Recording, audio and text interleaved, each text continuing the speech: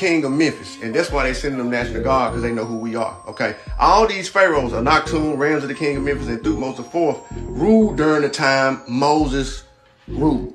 All three of them pharaohs ruled during that time. But why they just won't say what pharaoh was in the Bible? Look, the biblical book of Exodus does not name a specific pharaoh who ruled during the enslavement of the Israelites or their exodus from Egypt. Instead, they just say pharaoh.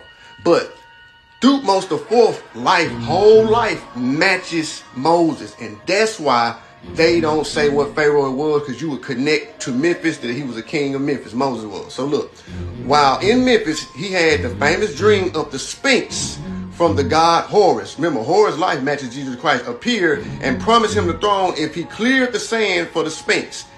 Cleared the sand, the whole sand in the desert. Okay, Israelites.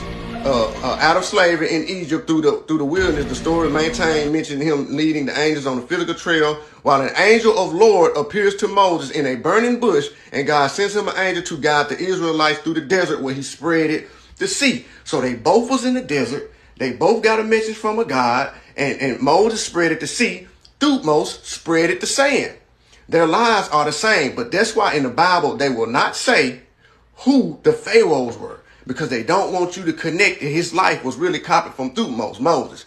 Okay, so if he spread it to sea, look, look, the massive underwater mountain ranges are under the sea, mountains. The deepest parts of the ocean, they got tectonic plates, and they got volcanoes. So if you spread the ocean, you still can't walk on that ground like that quick.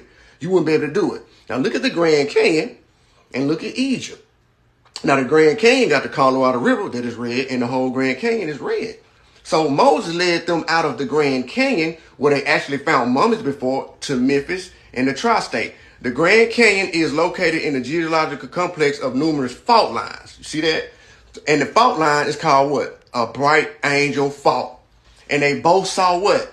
A bright angel? Moses saw a bright angel. King of Memphis, Pharaoh Thutmose, saw a bright angel. God Horus, and he dreamed of the Sphinx. So their lives are identical, but they just change landscapes, change water, change sand to water, because they don't want you to connect the two. So look, out of slavery, it said the story does not mention him leading angels on a physical trail, while an angel of Lord appears to Moses. Angels on a physical trail. Keep that in mind.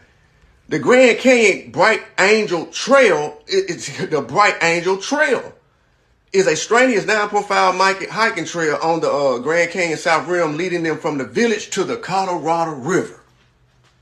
And it's called the Bright Angel Trail.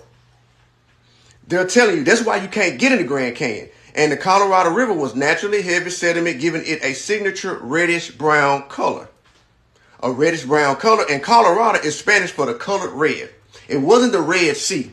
It was the Colorado River. Even the Grand Canyon appears red, y'all. So look, an earthquake can create a new river. Create landslides that can trigger landslides that dams rivers, forcing the water to carve new paths or flood a different area. So remember in Exodus, Moses, when the Egyptian army pursued him, Moses stretched out his hand and the sea returned, drowning the pharaohs and killing the pharaoh in the process. Memphis. America is Egypt.